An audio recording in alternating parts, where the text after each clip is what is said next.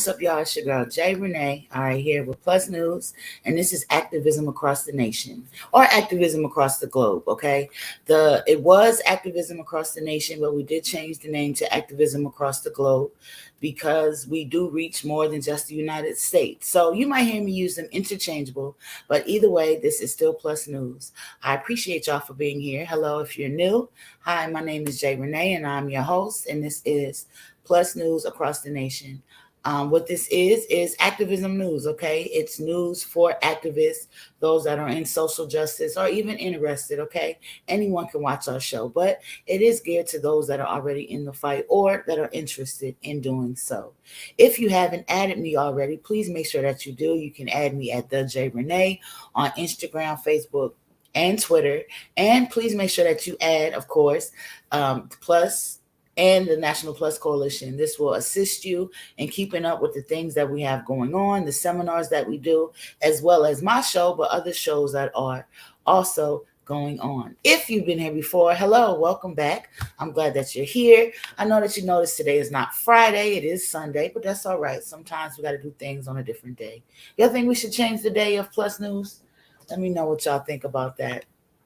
So we're going to jump right into it. So, I always start with, tips for the activists.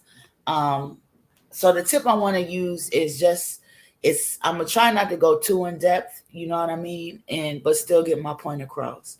And it's as simple as this. We have to remember that this is real life, okay? That we're all adults. This isn't high school. This isn't a popularity contest and things like that. So we have to be very mindful of how we're dealing with each other and the things that we do. One of the things that can destroy an organization, can destroy a fight, can destroy a group of people is the rumor mill and gossiping and things like that. All right. We are not at privilege to behave that way, to be gossiping and keeping rumor mills and doing all of this. We're not in that type of business because our business is serious business, and our business has to do with people's lives. Some people's lives have been lost. Some people's lives are up against the wall, and there's lots of different things going on. So we don't have time to be in the rumor mill acting like high school, and doing all of that. Okay. We all have the same goal, and it should be the same job. And that is seeking liberty and justice for all. Okay. So you just want to be mindful. So you might say, well, what is a rumor? There's a difference. Okay. Say you have somebody, I'm gonna give you an example. So, and hopefully it's pretty clear. Say you have someone that's a treasurer of a particular organization. Okay. And you hear that this treasurer, I don't know, maybe say they don't have car insurance or something. I just pick something. That's something that you keep to yourself. You don't go, hey, I heard so-and-so don't have car insurance. That don't make no sense, right? Something that you wouldn't keep to yourself if you heard is if it's out there that this particular treasurer is someone who steals. But let me show you the difference. The rumor mill is you hearing this treasurer steals and you run around saying that. What you should do is you address that treasurer and you say, hey man, it's out here that you're stealing. I don't know what's going on, but I think you need to know so you can address it. That gives that person an opportunity to set it straight. Because as a treasurer of an organization, they need to know if something like that is going on about them. And they need to be able to have the ability to say, to get it right and to get it straight. So that's my tip for y'all today. So we're going to go right into who to add. Now, I am working this on my own today. So if you see me look over, that's what I'm doing because I'm trying to make sure I'm straight so I can keep y'all straight.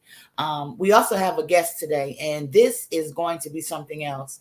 This is the son of a man who was the first Black man to work for Volkswagen Enterprises, the people that make the vehicles. And there's a lot of controversy going around with how his father died. Okay, they said it was ruled a suicide.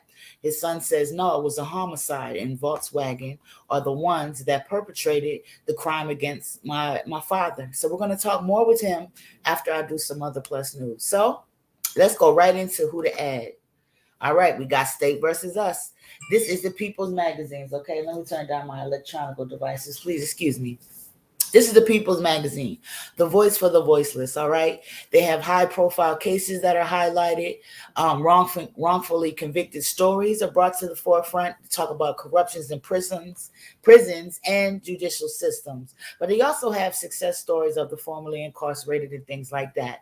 So they are definitely somebody that you want to add if you are in the activist or social justice realm, or if you have a loved one that might need our assistance, or if you are that loved one. Okay, you can definitely reach out at that email address that you see right there, and you will be directed on how to get someone to help you. You can also add them on Twitter, Instagram, and Facebook, and you can order their magazine at stateversusus.com and find news that you won't be able to find nowhere else. Okay. We got the San Francisco Bayview. All right, this is the national black newspaper. As you can see, she says live at 9. That is 9 Pacific time. All right, she goes live every day, Monday through Friday, that is, and she talks about just different things that are going on. If you're into social justice activism, want to know what's going on, especially when it comes to the incarcerated or prison facilities, Bayview. Okay, there's someone good to add. You can add them on Instagram. That's where she streams live from at SF Bayview, and that'll make sure that you get straight to them. Okay. So these guys right here, all right, society concerns too. There's someone that I follow on Instagram, and the reason why I follow them, I think you could pretty much see based on their write-up, okay, Coalition on Judicial and Social Awareness. And they just talk about the beat and what's going on out here on the street, and it kind of keeps us up to date with a lot of things that are going on. Sometimes when it comes to the things that are going on in social justice news, this is the feed that I see at first. This is on Instagram. I'm not sure if they are anywhere else. If they are anywhere else, you'll have to find that on your own, but they're definitely on Instagram, and you can link up with them under Society Concerns #2. All right, that's Society Concerns and the #2.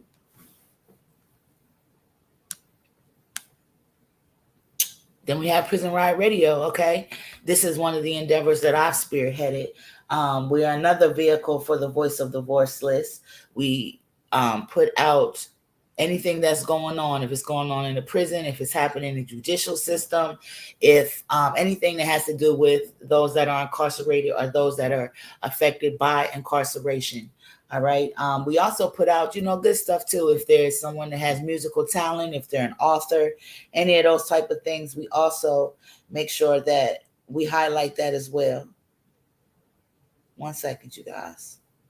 I'm trying to make sure I get myself together here. All right. So please reach out. You can reach out at prisonriotradio@gmail.com. That's prisonriotradio@gmail.com. All right. So those are your who to adds for this week. Definitely good people to add. I hope that y'all definitely look into them. If there's anybody you think I should add, just reach out to me and let me know. I'll check them out, and I definitely will add them. So the first person that I wanted to talk about this evening is a young lady by the name of Melissa Lucio. I hope that I'm saying her name correctly. Okay, on this event happened yesterday that they had for her, but let me tell y'all a little bit more about her. I'm trying to bring her up now. Okay, here she is. So she is projected to be executed, okay, April 27th. 2022. She's in Texas. Okay. She's been on death row for 10 years, and they are saying that she murdered her daughter. She had lots of other children as well that had no type of physical abuse in their history, and they didn't exhibit any type of signs and symptoms of abuse either.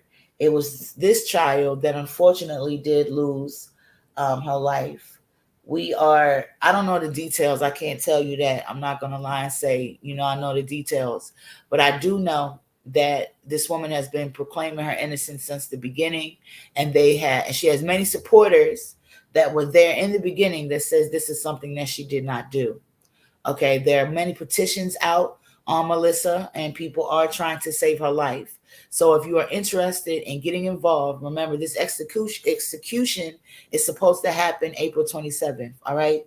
If you are interested in getting involved and you would like to see what you can do as far as your part, and assisting in trying to getting her a stay of execution. Okay.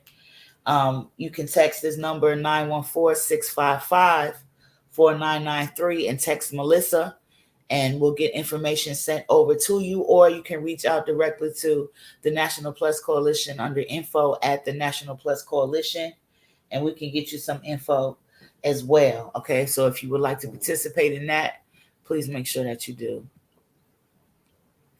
All right, so this is an event that is going on, and I wanted to share it with you guys. All right, it's supposed to be April 30th. That's Saturday, and it's located in Florida.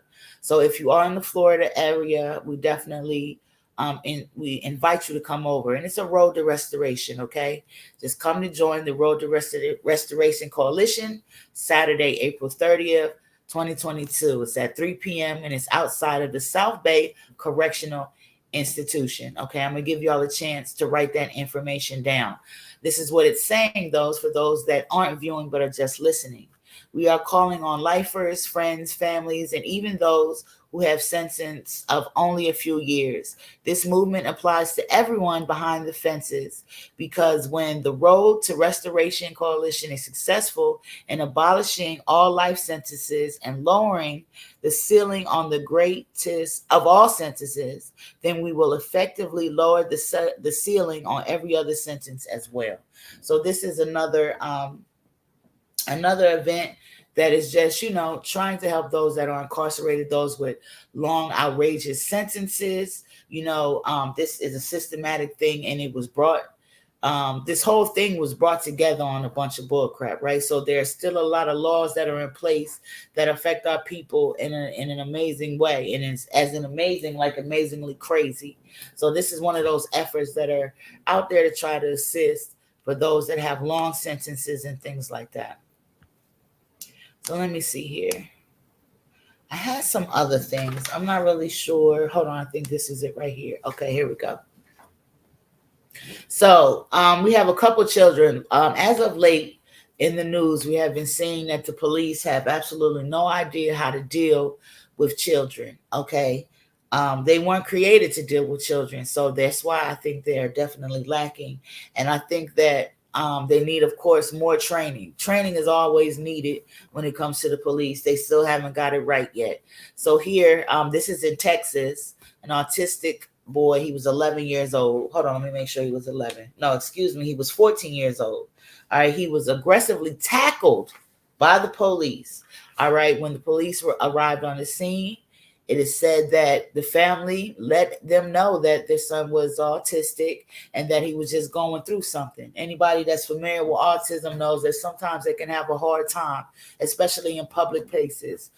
They let him know this. He wasn't physically hurting anyone, but they still decided to handle him without care, as if he wasn't a child and as if he wasn't having some type of behavioral meltdown. Police definitely got to do better. All right. Now, along with, let me see. So also in New York, okay, New York is on a roll here. In Syracuse, to be exact, the police was filmed with a handcuffed, distraught 8-year-old.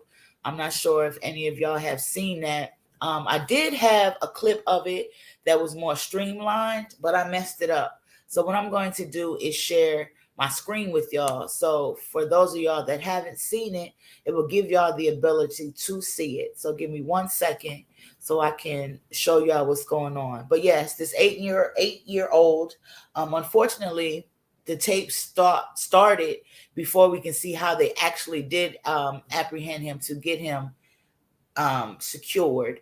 But the men there were very agitated, very upset with how they was handling this young child. Of course, this young child is completely distraught, 8 years old. Can you imagine? And the reason why they decided to treat him this way is because he stole a bag of chips. Okay. I'm not going to sit up here and act like stealing is cool, but I think that something was really missed here, because me personally, if I see a child stealing food, my first question to myself is going to be, this child must be hungry. There's so many things that people can steal if it's for malicious intent or for selfishness. But this little baby stole food.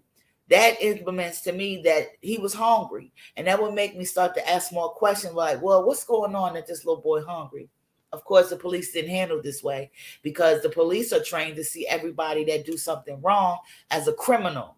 Okay, that's one of the major issues, in which is the problem. So let me try to do the share screen so y'all can see the incident that happened with this young man. Give me 1 second.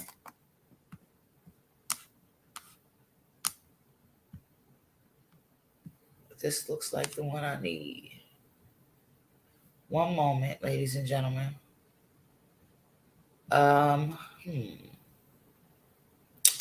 Actually, this is not the one, and it's because it's too long. So let me bring up the other one. Again, I definitely apologize. While I'm looking for this, how y'all doing? Y'all all right? Y'all taking care of yourselves? You taking care of each other? It's going to be very hard. Make sure that y'all are definitely getting your time where you're taking care of yourself, doing things that you like.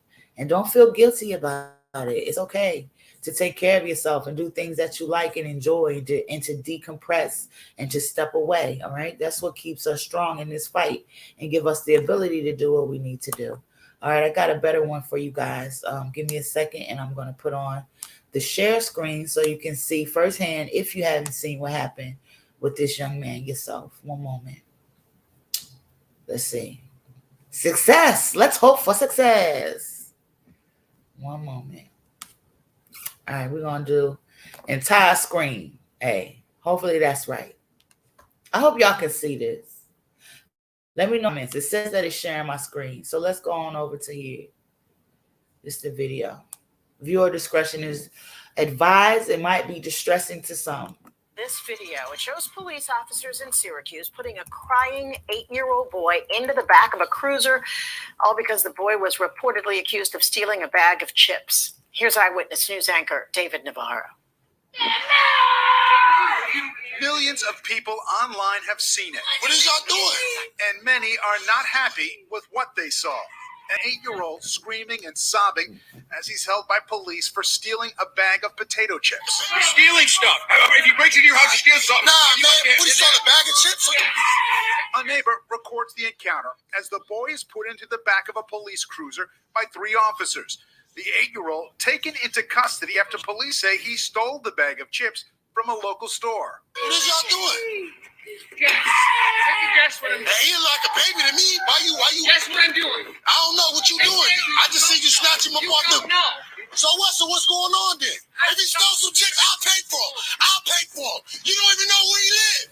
The video quickly went viral, and this morning, even Governor Hochul was commenting on it in Syracuse. You can't help but imagine the fear in that child. There's a lot of pain out there, and we've all seen the video of an 8-year-old being detained by the police. I spoke with Mayor Walsh about this, and let me just say, as a mother, that was a heart-wrenching video to witness. Kenneth Jackson is the man who recorded the incident. Because at that moment, I'm looking around and there's no one out there besides myself at the time. More audience was starting to gather, but no one was actually intervening. The video quickly prompted an online debate. What are you doing to that young boy?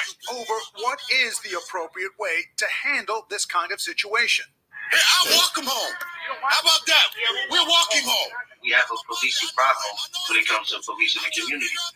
And clearly, as the world can see, there's a big disconnect. In a statement, the mayor of Syracuse points out the body camera footage demonstrates no handcuffs were used by officers at any time, and goes on to say what occurred shows the continuing need for the city to provide support to our children and families and to invest in alternative response options to assist our officers. Call your sergeant. Call your sergeant, man. The officers later dropped off the young boy to his father, who at the time said the officers were friendly, but after seeing the video, now wants to file a complaint with the police. Syracuse police said the incident is under investigation and they cannot comment.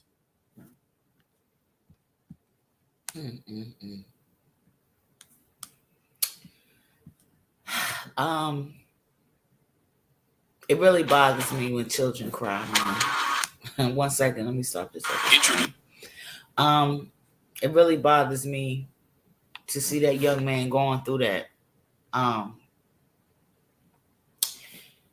Everyone everyone that came to the news and said something about it all said the right thing. But I hope that they definitely implement these things. The police need better training. Maybe not even the police. Maybe when it involves children, it's somebody else. Or we have social workers that come. They definitely could have handled it a different way, man. In my mind, if I see a child stealing food, I'm going to think they're hungry, not automatically assume they're a criminal. And a lot of times people that are, even kids we can see, that might be doing something that's considered the wrong thing, they're dehumanized. And it's pretty sad. We'll definitely keep up with that case and what's going to come with it. Excuse me while I get myself together. That kind of messed my head up. I seen it already. Like, it'd be hard for me to see things with kids, man, because they're so innocent. I'm so glad that brother Kenneth was there, and he definitely put himself in harm's way, because we already know that the police will shoot you down in the street, especially if you're a black man. So I'm so appreciative that he was there, that he assisted that young man and helped stand up for him when he couldn't himself. Deep breath. Okay, I'm all right, you guys. All right, so I am about to call my guest. All right, his name is Brock, and his father's name is Brock as well. He's a junior. Oh, excuse me. His father's name is William Brock, and his son, that's the one we're going to be speaking to about the things that he believed transpired at Volkswagen. It's a heck of a story.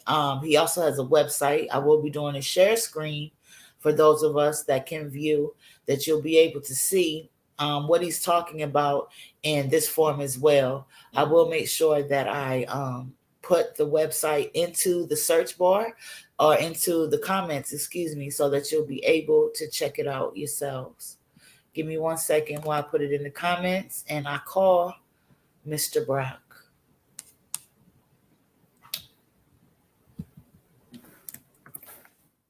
So this is the website. The reason why we're going to go through it is because it has a wealth of information, and that will assist y'all in being able to find out if y'all want to get involved or what you can do, or just to be able to reference to it. So let me give him a call right now. 1 second.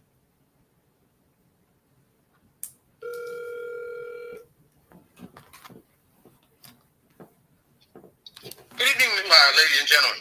My name is T.W. Brock, and I am actually William Bryant Brock's eldest son. My father was recruited by Volkswagen at the first plant here in the United States when they opened up back in 1977. When they first opened their first plant here in the United States, there was a wealth of discrimination at the initial plant. I mean, the things they did to blacks was just unthinkable. Okay, they used to have black dolls hanging from nooses outside of minorities' office doorways and things like that. They used to have the N-word application for employment. You'll never hear me use that N-word. I hate that word with passion. And I think if we want them to stop calling us that, we need to first stop addressing ourselves that way. Mm-hmm. They used to have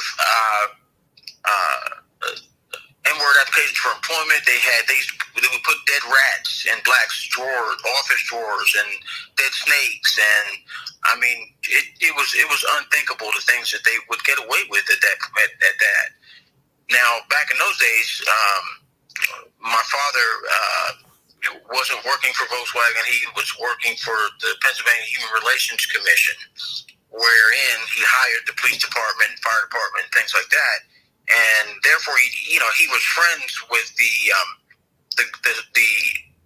governor of the state of Pennsylvania, Milton Schaap, at the time. And from what I understand, Milton Schaap contacted Volkswagen, and the president of Volkswagen back then was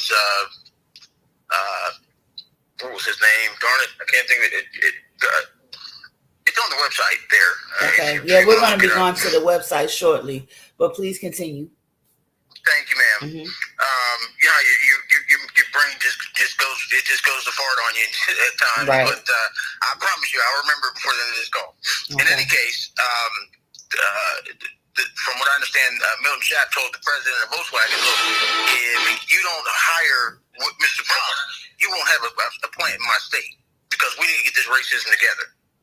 And so Volkswagen sent a limo to my father's job, took him to dinner, made him a job offer. They brought him on as an EEOC coordinator, which means his job was to hire and fire people. And initially, my father began hiring from the minority community. So then the company tells him flat out, don't you worry about them other blacks. We're going to take good care of you. So they really hired him to be a token. So they could dangle him out in the press and say, see, look, we hired black folk, now leave us alone. Right. We see my father was a man of integrity. Like I said, prior to going to work for them, he worked for the Pennsylvania Human Relations Commission. And so therefore, he knew the employment laws. And for those of us who aren't aware, back in those days, they didn't have at-will states where they could fire someone at will. You had to have a paper trail to fire someone. Mm-hmm. And so therefore, the company found themselves at a rock between a hard place because my father knew the laws, couldn't do anything about firing him. So what they did was they called themselves promoting him to a position they thought he couldn't handle so they could legally terminate him. So they promoted him to vehicle shipping coordinator. Well, as a vehicle shipping coordinator, his new job would have been to map out the cheapest route to get the product from the plant to every dealer in the United States, including Hawaii. Mm-hmm. Okay? But if the idiots had done their homework prior to promoting my father, they would have discovered that my father was a genius. He actually graduated high school at 16 years old with a 4.0 GPA. He went to college on a full academic scholarship, graduated from college with a 4.0 GPA, magna cum laude. That's GPA, I'm sorry. Okay. And he was, when he was in college, he taught probability and statistics as a hobby. So numbers was his game. When they promoted him to vehicle shipping coordinator, it actually backfired in their face. My father was only 27 years old, and at 27, he saved the company several $1 million a month. That got him featured in the Wall Street Journal, the Boston Globe, the New York Times, the Philadelphia Inquirer, Jet, Ebony, and every other major magazine you could think of at the time. So the Germans overseas loved my father. They gave him a private jet to fly him back and forth to Germany, a company car, and 3 secretaries when he was only 27 years old. He actually wrote speeches for the vice president of Volkswagen, who was James Short. Okay, and now the Germans at the plant, they didn't care for my father because everything they did backfired in their face. Right. So at that point, the blacks formed a caucus and made him president and spokesperson. So while he's negotiating for the company to make concessions for other blacks, things like better positions, more money, less discrimination. Right. The company would agree to certain terms behind closed doors, but then when my father would call a general meeting with the rest of the caucus members, the company would deny those terms. We didn't say that. That's not true. He lied to you. Right. Okay. That's been my unfortunate experience that minorities typically have a hard time sticking together. So the other blacks called my father a sellout and everything else. But my thing is, if my father were a sellout, okay, if any of this was even remotely true, okay, if he were a sellout, how in the world did you get hired at a company that wasn't hiring black folk in the first place? Right. But, we don't think. They're playing us against each other, okay? So the other blacks went behind my father's back and filed a $70 million class action discrimination lawsuit. Mm-hmm. When they filed that lawsuit, it actually caused panic among upper management because, you see, prior to that, to them filing that lawsuit, about 4 months prior to that, my father had sent Volkswagen a letter that basically said, if you don't get your act together, we're going to be making moves to put your company out of business in the U.S. Right. And what a lot of people aren't aware of is that Volkswagen owns Audi, Porsche, Lamborghini, Bentley, Bugatti. That's a $19.5 million automobile for one vehicle. Right. Ducati, the motorcycle company, and about 4 other brands that most people aren't even aware of. Wow. Okay? So had the blacks succeeded in putting Volkswagen out of business in the U.S., I need you to understand that would have cost the company trillions of dollars. Right. So the mere $70 million they were suing for, you could have wiped your butt with that. I mean, think about it. 5 Bugattis, there's your $70 million right there. Right. Yeah, you're right. But so court documents indicated, this isn't TW indicating this, Court documents indicated that Volkswagen tried to blackmail my father with knowingly false information in an effort to convince him to coerce the other blacks to back out of the lawsuit. Well, that move had the opposite effect. It actually pissed him off, and he joined the lawsuit with the other blacks. Mm-hmm. When that happened, my father had went out to that evening with some friends, and at the time he was driving an Audi. He told friends he was selling his Audi because he just bought a Porsche.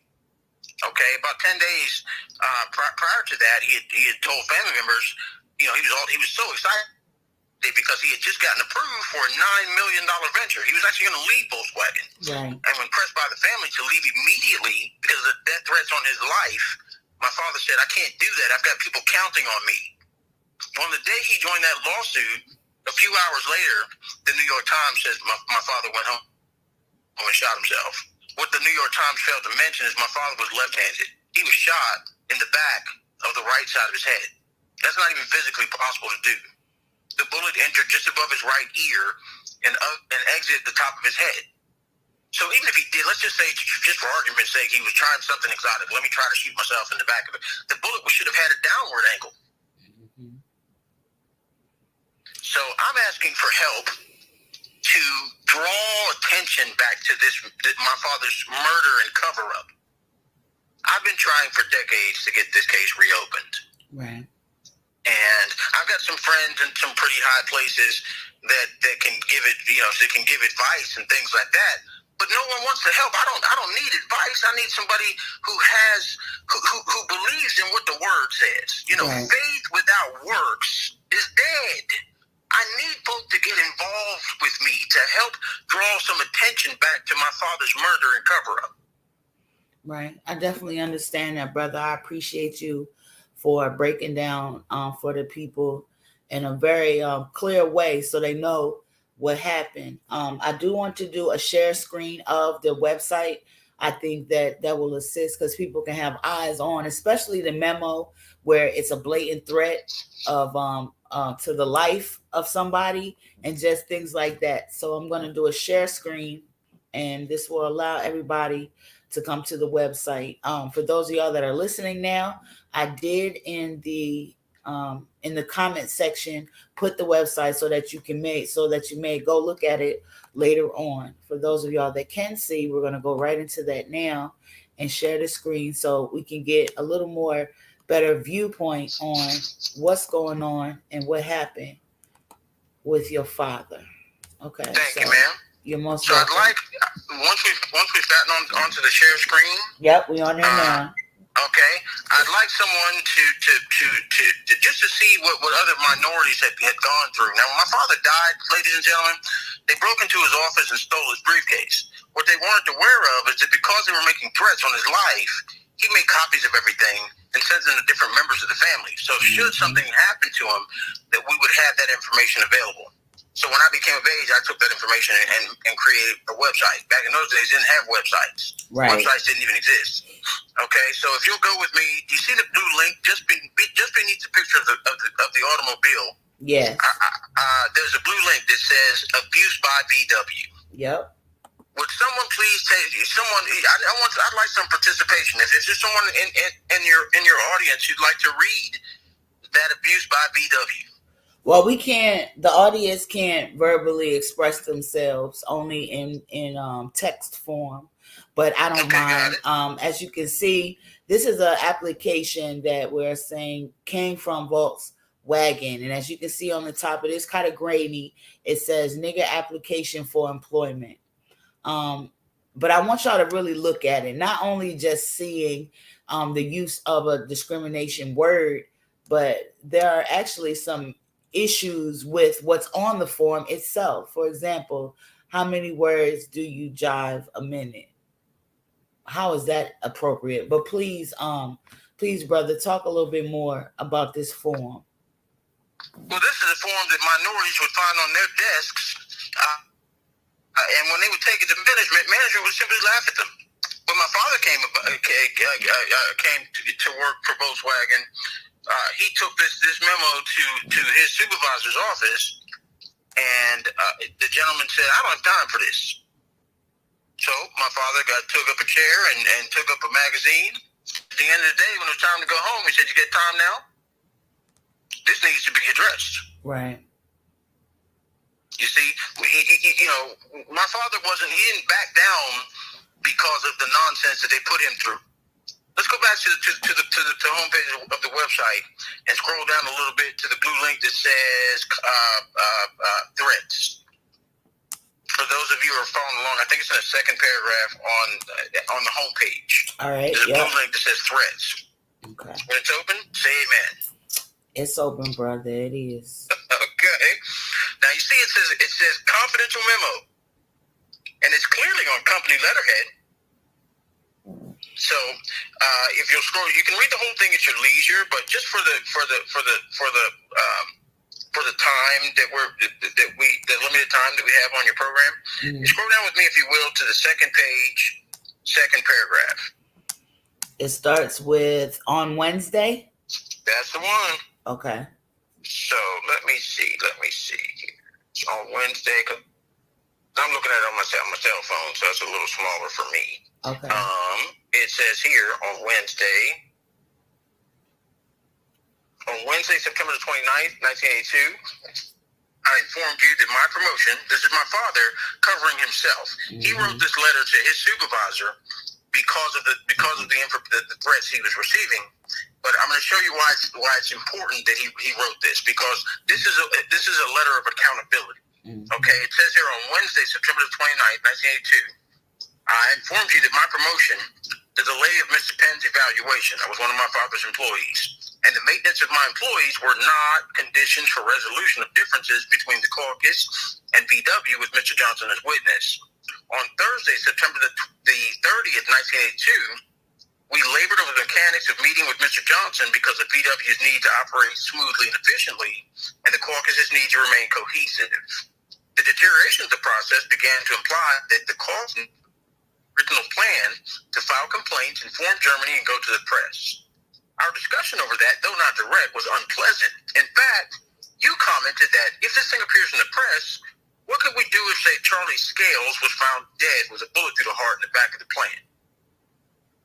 Okay, now let me show you this. Watch this, ladies and gentlemen. Scroll down with me, if you will, to the very last page, where you'll notice that this letter was CC'd to the U.S. Justice Department, the U.S. EEOC. James Short was the vice president of Volkswagen. Dr. Carl Hahn was the president of Volkswagen.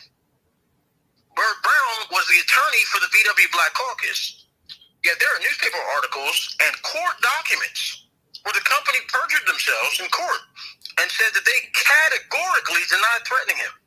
I'd like to know, why is it that the U.S., when this was real big in the news back in 1983, why didn't the U.S. government step in and say, wait a minute, how could you categorically deny threatening him when I've got a copy that was sent to the U.S. Justice Department that says, what can we do if say Charlie Scales was found dead with a bullet through the heart in the back of the plane? That sounds like a threat to me. How about you? Definitely sounds like a threat. But there were no, I mean, if you perjure yourself in court, isn't that supposed to land you some jail time?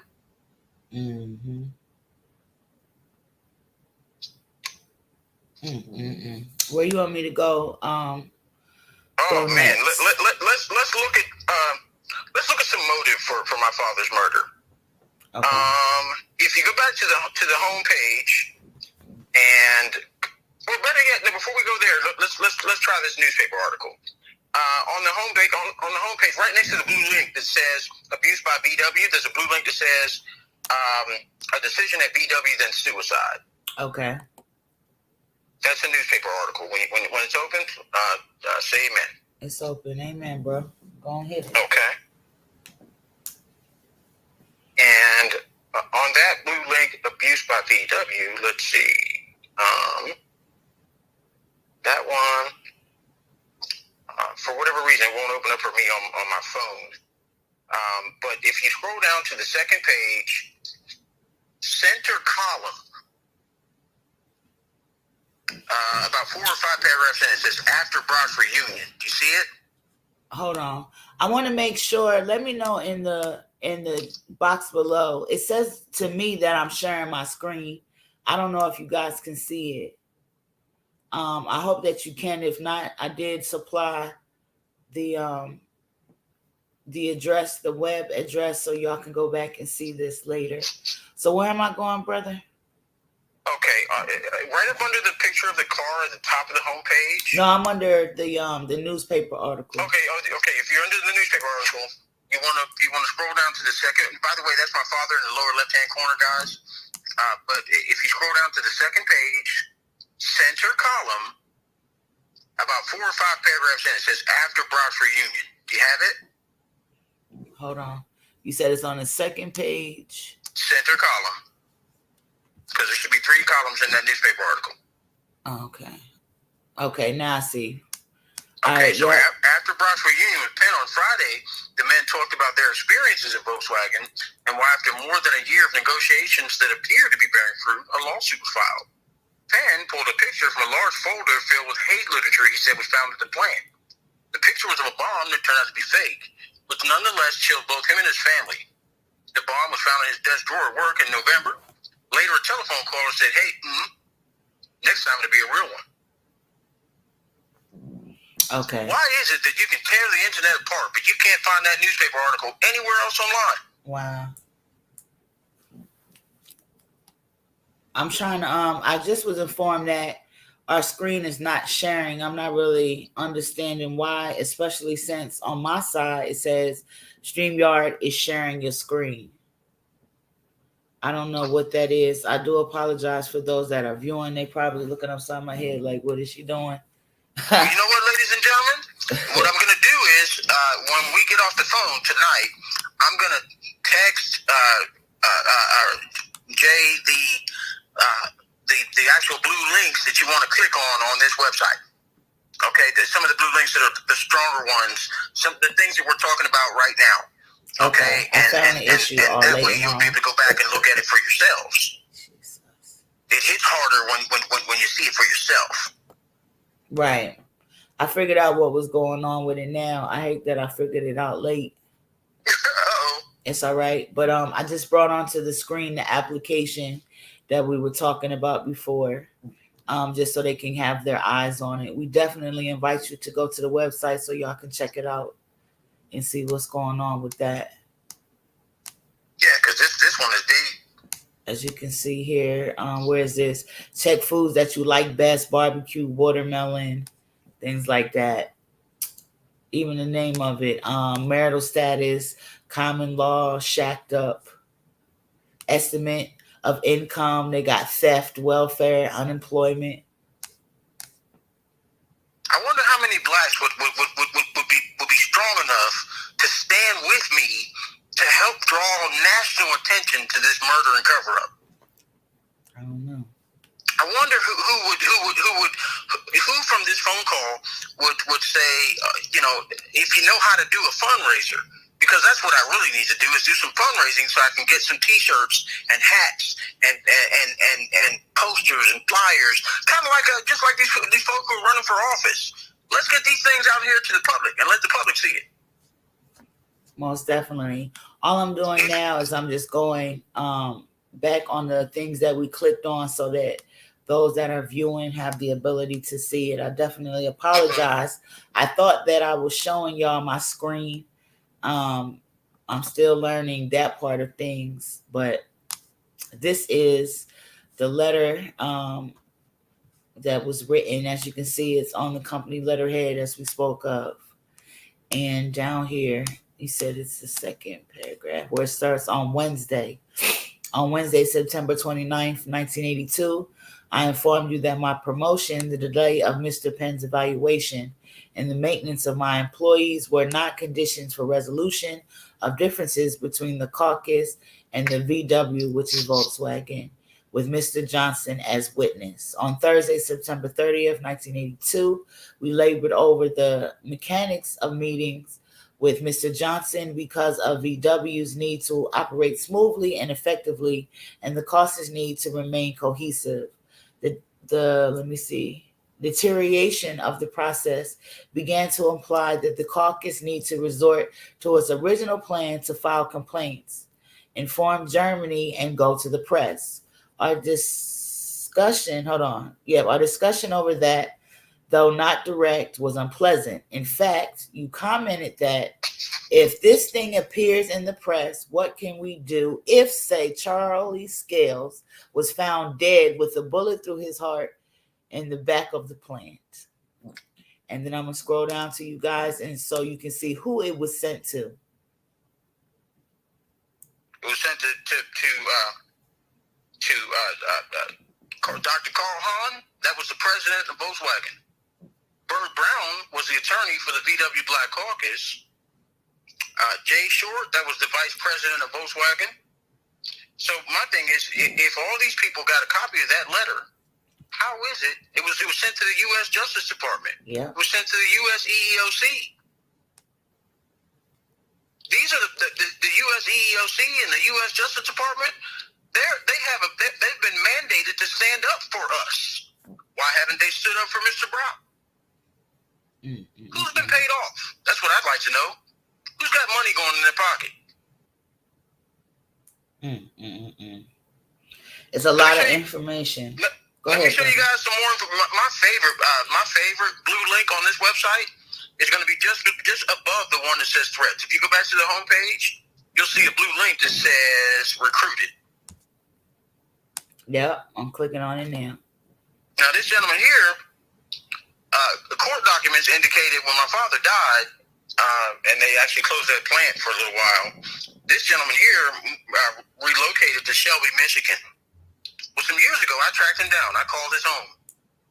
When I got him on the phone, when I reached his house, his wife answered the phone, and she said, "Hey, Joe, honey, get the phone." So Joe grabs the phone. I said, "Joseph Podolsky?" He said, "Yep."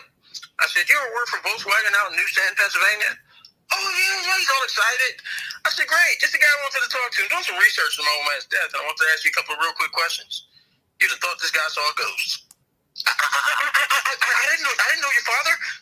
I said, "Respectfully, sir, I didn't give you his name." Right. His name was William Brown. I didn't know him.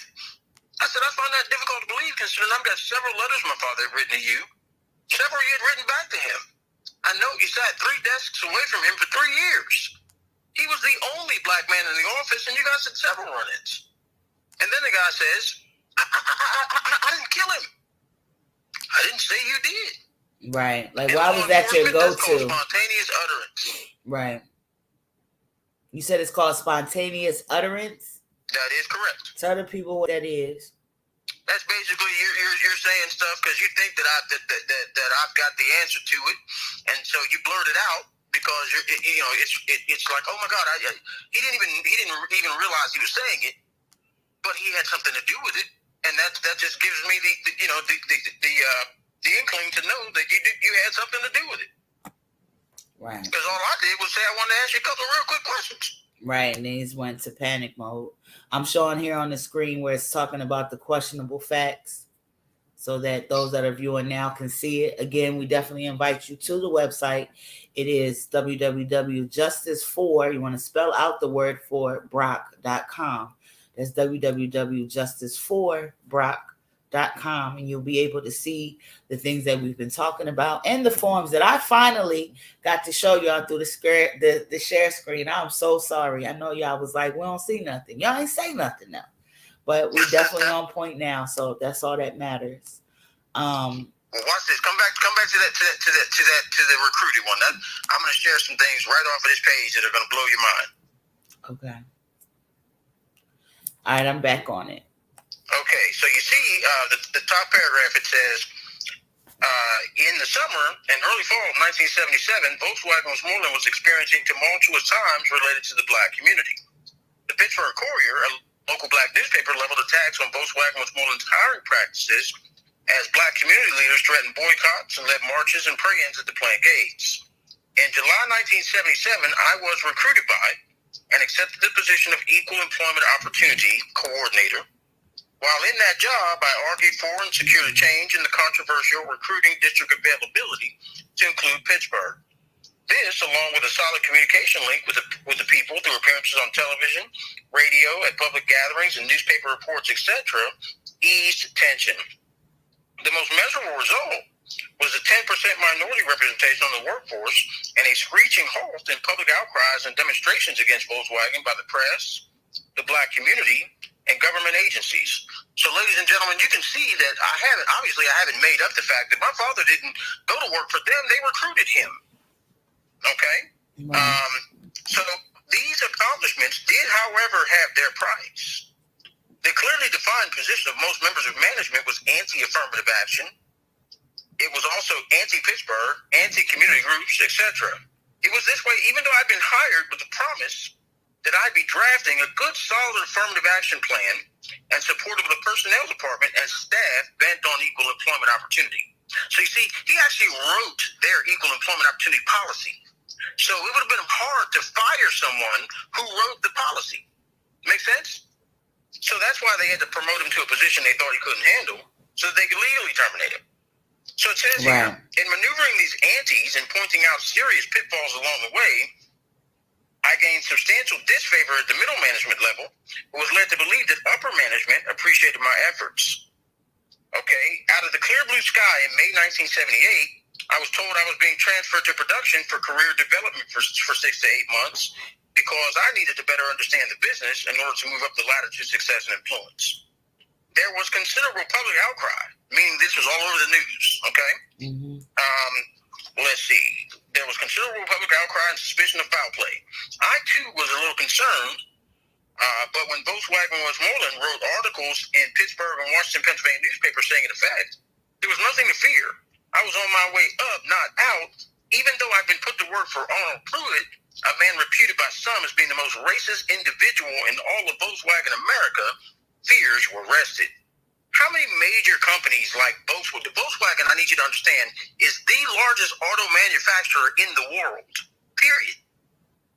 How many major companies like this write articles in the newspaper and all over TV to say, no, we're not demoting him, we're promoting him. Right. Major companies like that, when it comes to little small guys like us, they kick us out in a heartbeat. Okay. Now, several months elapsed, and I gained a feel for production with an eye toward the future. Suddenly, Richard Cummins, who I considered a friend and protector,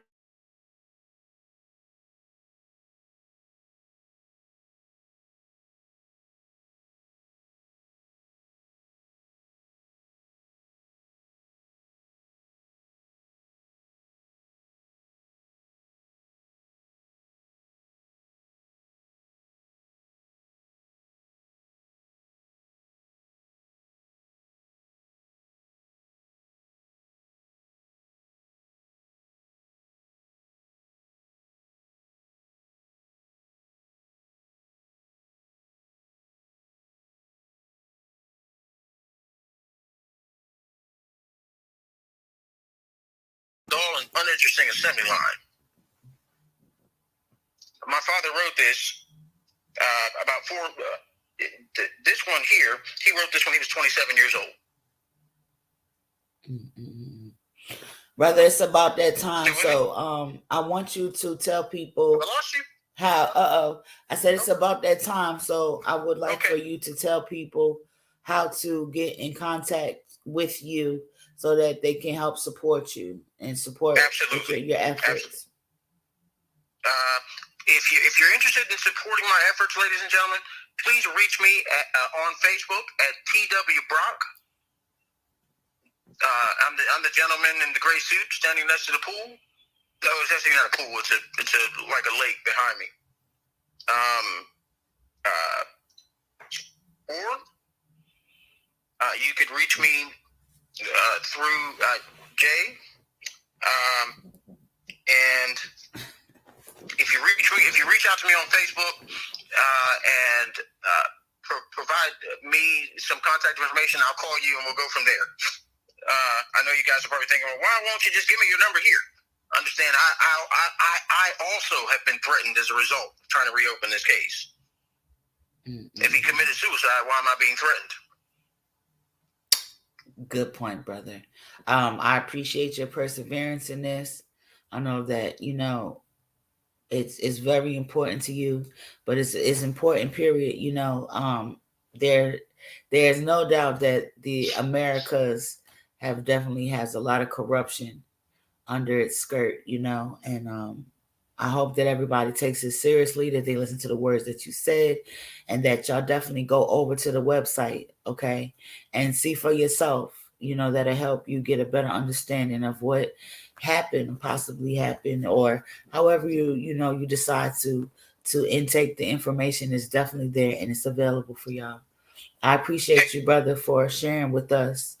It definitely won't be the last time that we chat. You there? I am here. Okay. Ray, may I share one final point before we go?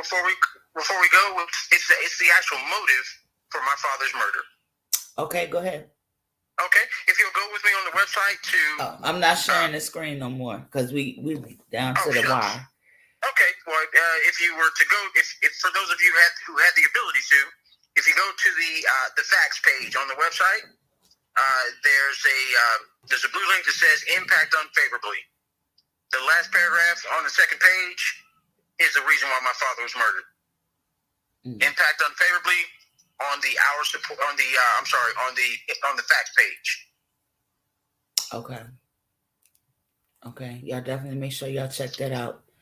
Like I said, bro, this is definitely not the last time that we'll chat, and I'll speak with you again soon, probably tomorrow. Awesome. I look forward to it. Have an amazing evening, and thank you so much for having me on. You're welcome. Thanks for coming. Okay, good night. Good night. Okay, y'all. I know that was a lot of information, but I definitely think y'all should go to the website. That way you'll be able to see yourself, everything right in front of your eyes. You know, hearing it is one thing, seeing it is another. And y'all know, come up with what you really think is a fair assessment of this. For those of y'all that missed it, the brother that was on here was talking about his father, William Brock. All right. He was one of the first black men that was given a job at Volkswagen, did a superior job, you know, was doing very awesomely. He began to hire black people, you know, black and brown people, and it became a problem. And everything went downhill from there. A lawsuit was brought up, and when his father became a part of this lawsuit, soon thereafter, he came up dead. And it was ruled a suicide, but there's lots of things that doesn't add up. You can find all of these things on the website, all of the things that you heard us speak about and that I attempted to share with y'all. That's going to bother me, man. That's going to bother me. But I'm glad that you were able to hear it. And I definitely urge you to go to the website so that y'all can see it yourself. His son did an amazing job with putting this together, putting all the information in one place, very clear, and very straight and narrow so that y'all can see it for yourself. If you are interested in connecting with this brother and you didn't catch his contact information, or if you just want to use a buffer first, you can definitely reach out to me, all right, at 914-655-4993 and just text VW, or you can reach directly out to the National Plus Coalition. That's this. This is the platform that you're on right now, all right? You can reach out by 888-806-6748, or you can email info at the nationalpluscoalition.com. That's info at the nationalpluscoalition.com. If you hadn't added us, please make sure that you add the platform that you see me on. Make sure that you add the National Plus Coalition. And of course, add me, right? Add me. You can add me on Instagram, Facebook, and Twitter at the Jay Rene, TheJayrene. And that will connect you with me. You can see all the stuff that I'm putting out. And, you know, just reach out to me. I appreciate y'all very much. Thanks for sticking it out there with me. Again, forgive me for the technical difficulties. Like I said, I'm steady thinking I'm sharing the screen and stuff. I'm looking down, I'm looking up like, damn, well, I don't see nothing. But that's all right. I hope that y'all got the verbal information. I hope that y'all do check with the website. Okay, it's very important. That's going to give you a lot of the insight that you need. Now it's that time of night. I do have to go. I hope that y'all had an amazing weekend. I hope that your week goes awesomely. Okay. And I will be here, you know, God willing, next week to give you more Plus News and Activism News across the globe. Okay, y'all have a good night. I hope that y'all sleep well and wake up bright and refreshed for Monday so we can tackle the world, all right, and try to get it right. I appreciate y'all very much, and thanks for taking your time to chill with me. It's your girl, Jay Rene. Peace. Peace.